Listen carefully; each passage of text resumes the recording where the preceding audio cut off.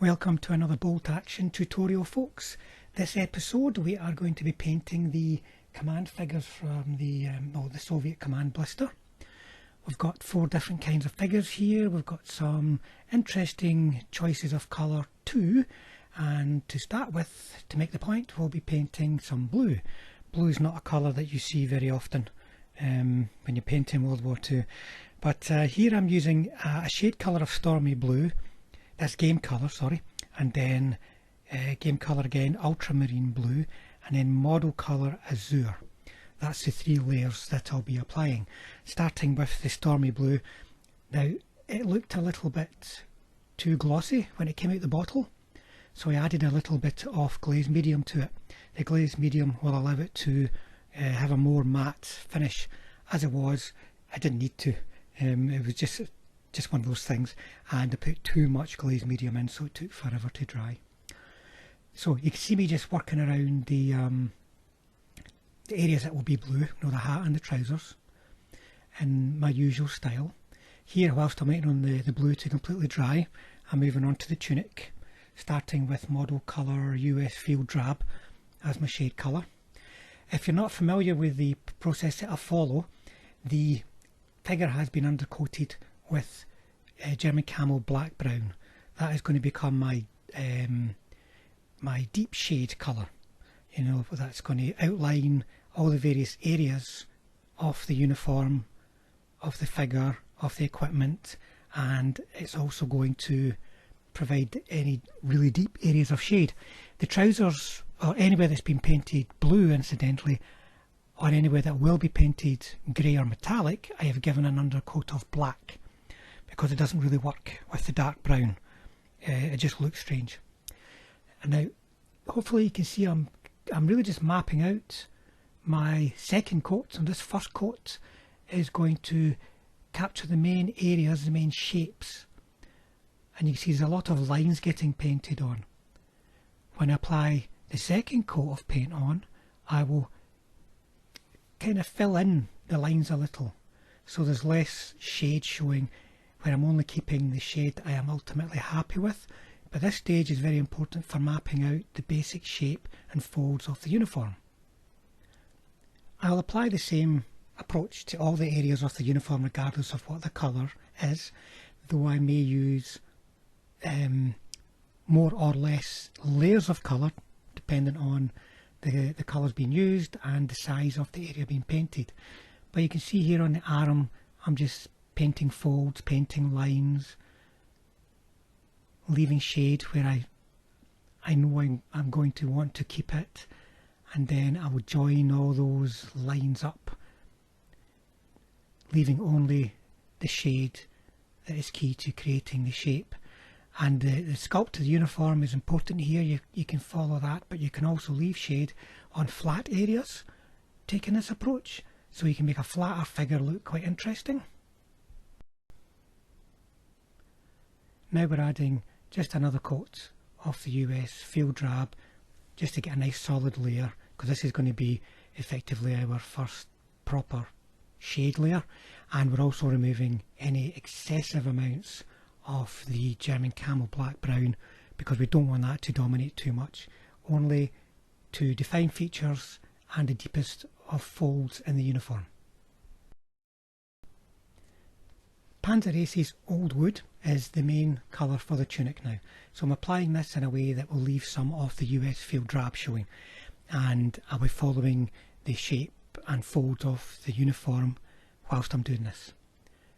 And now you can see it's starting to get a bit brighter and with a bit more depth. As before, I work an area at a time, paint a line, move on, paint another line, paint a cuff, and then I can come back and join everything up just as before. And it's also quite a good idea if you can have semi-opaque areas of your main colour, the old wood, so that it's a softer transition between that and the US Field Drab base colour. I just keep working around, following the maps that's already there. You can see me like picking out hems, picking out folds, leaving a bit of shade you see there between the hem and the fold. So you can paint the shade in, guys. You're not always tied to what's on the figure itself, the actual sculpt.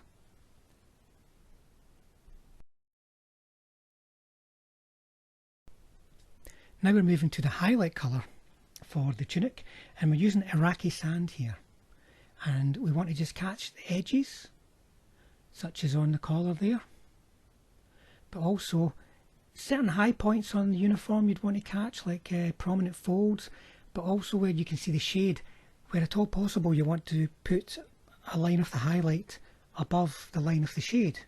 That creates a really nice strong contrast and really gives depth to the finished look. This is quite a quick process. The important thing here is to make sure that the paint is flowing nicely off the brush. You're going to be using a very small brush and a thin amount of paint, so just watch that the paint doesn't start to dry on the brush. If you feel it dragging off the brush, then it's getting too dry and you're not going to get that nice smooth thin line that is essential to the finished look. But you can see the uniform is really starting to take shape now. Lots of depth. On the radio operator, or should I say telephonist, I'm using a highlight of green ochre, so that's a bit different. It's still an effective highlight, but it's a bit more yellow and a bit more saturated, so it's got a bit more of a warmer look. And if you paint the trousers in one highlight and the tunic in a different highlight, it looks like you've actually got two different colours of paint on the figure, but all you're doing is changing the highlight colour. But the highlight can be so important that it can make such a significant difference. Getting back to the blue, the coat of Stormy Blue has dried and we're moving on to Ultramarine Blue. That's game colour. Now, as you can see, I'm following the same principle. I'm looking for folds. There's a lot of very tight closed areas in there, folks, so just very carefully get your brush in. If you hit any areas that you shouldn't be hitting, you can quite easily fix them using this technique just by repainting that particular area, starting from the base coat up. And you can see here, just watching the folds of the figure. Most of the shade on this is now blue. There's very little black showing. This is going to take a couple of coats. As you can see, it's quite light compared to the shade colour. And then working around the hats. Hats can be quite flat areas that are a bit tricky to look interesting, so you can be creative when you're painting them. Like on the top, just try and imagine where the shape's going to be, where the head might be putting pressure against the top of the soft material.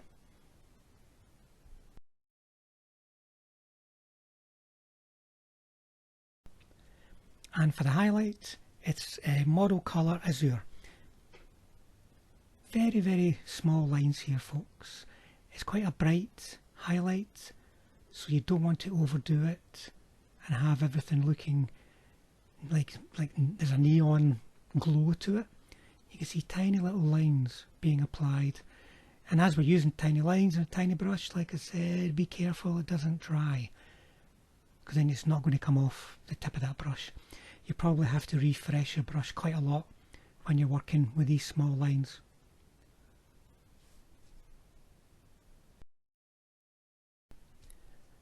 And with the hat, we've got quite a flat looking area there, but a little bit of highlight starts to bring it to life.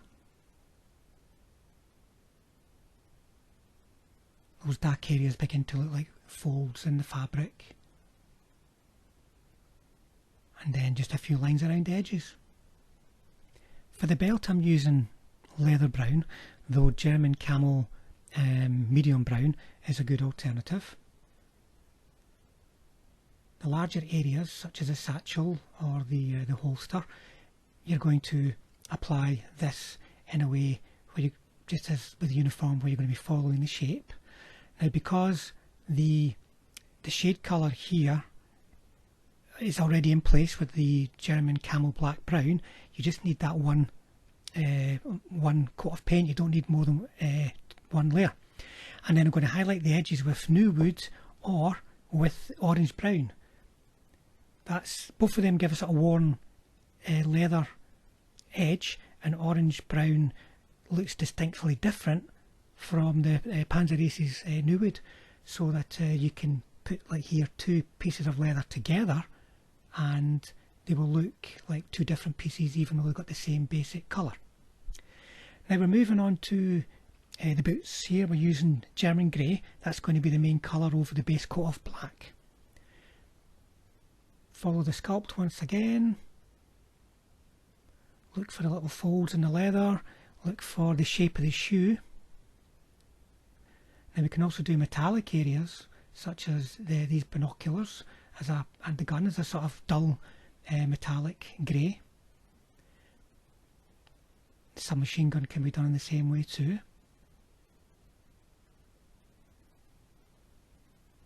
Just pick out the shape that's there. You can't go too far wrong. And then we've got some other areas here. We've got little medals and so on. Belt buckles, strap buckles. We can use London Grey for that.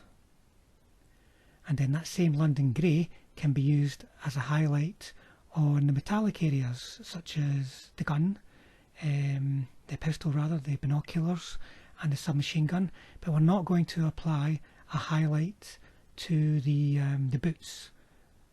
The German Grey is as much of a highlight as you want there, because you still want them to basically look black. And you notice this guy, by the way, he's got Iraqi sand highlight on the trousers and green ochre on the jacket, and you can see they're very similar but also very different finish to it. And that was achieved just by using a slightly different highlight colour. So you can get a bit of variety in how the individuals look without having to go to the bother of finding a new palette of paint. Here I'm getting the boots a bit muddy looking with a wash of flat earth. It's a very simple and durable way of applying a bit of mud. You can use pigments as well, and I've done that before. That works fine, but I just want to show you that you don't have to invest in pigments if you've not already got them in your collection. And then we've got New Wood getting used again. Oh sorry, flat earth to begin with, and then New Wood getting used on any rifle stocks or such likes, rifle and submachine gun stocks. There's some nice detail on these figures as they are officers and such likes. So here for the red I'm using just model colour red, that's 70947, and then scarlet. And that's a nice splash of colour. Even though this guy's quite colourful already, the red certainly helps focus the eye.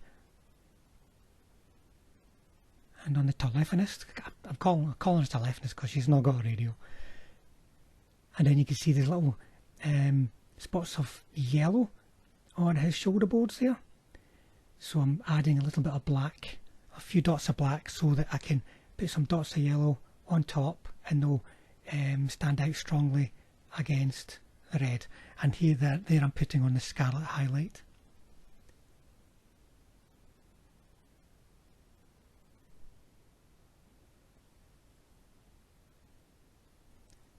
And the yellow is just that nice bright yellow colour.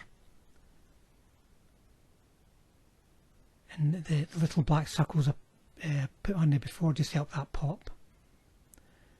And then base uniform colour to fill in on the shoulder boards there. And then the London Grey of the medals can be highlighted with deck tan. Now when it comes to the sort of Soviet metallics, I'm using German Camo dark green as a shade colour, olive green as a main colour, and medium olive as a highlight colour. So you can just see working around the helmets and the telephone, the brown, the German Camo black brown is a good deep shade software required around the components of the telephone, but you don't really need to leave any on the helmet there. You can use the German Camo dark green as your shade colour.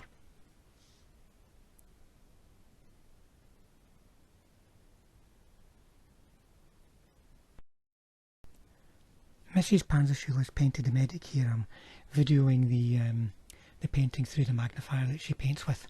This is a useful thing for you to see because we're using an alternative to the uniform. This is Russian Tank Crew 2 with green grey as a highlight. We're not using an intermediate coat here.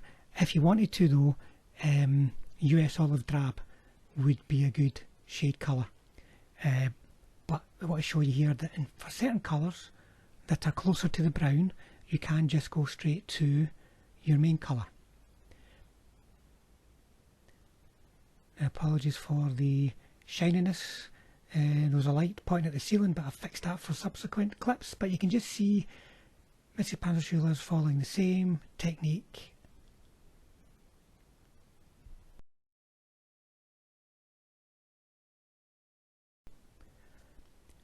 She's mapping the shape of the uniform, finding the folds, finding the hems, the cuffs, and then getting her basic shape down. And I'm showing this at normal speed as well, just so you can get an idea of what the brush strokes might actually look like in real life, as opposed to the very, very busy brush strokes that you've seen when I was painting. Just keep working around the figure at a section at a time. If you're painting the arm, for instance, work all the way around the arm. If painting the back, do all of the back, or certainly all of the back on one side of where that strap is, for instance. And that way you're not going to miss anything, and it's going to be a consistent approach to all the folds and details on the uniform. And you can see it's starting to come together now. Another coat will be required. You're only using one main coat here, you know, so it's got to be quite solid. But once again, that second coat can in certain places account for any semi-opaque areas, just to leave those. If the first coat is a little bit thin, leave a little bit of that on the outside edge near the shade colour, near the German Camo black brown, and that'll be a nice soft transition towards the Russian Tank Crew 2 colour for the main tunic. Now we're ready for the highlight, which is green grey. It's a nice contrast to the base colour. Green grey is a colour which is quite good for highlighting greens, unless they're heavily saturated greens, but it's something to consider if you're doing any kind of green painting, folks. It gives that highlight without giving you a super duper bright highlight that you can get just by choosing a lighter colour of green.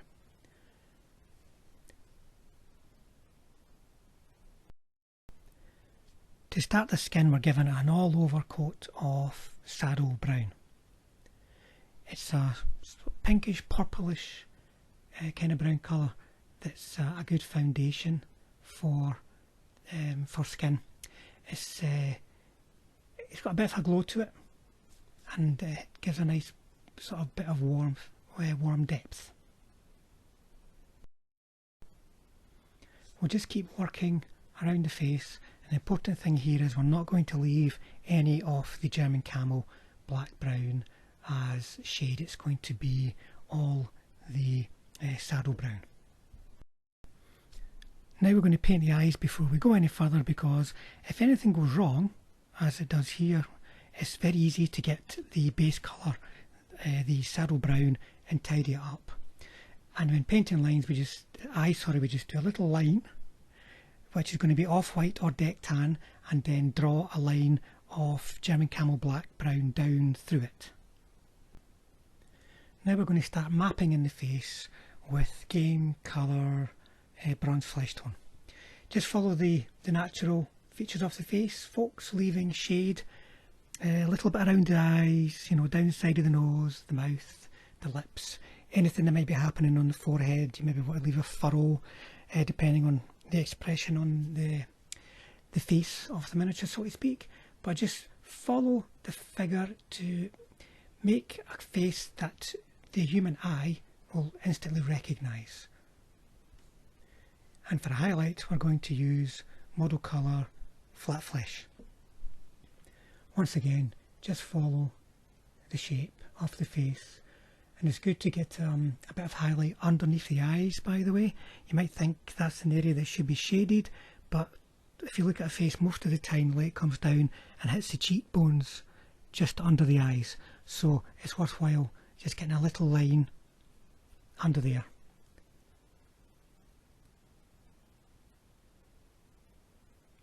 And remember, people using skin colour pigments can be a bit tricky, so just make sure you've got the paint nice and flowing off your brush.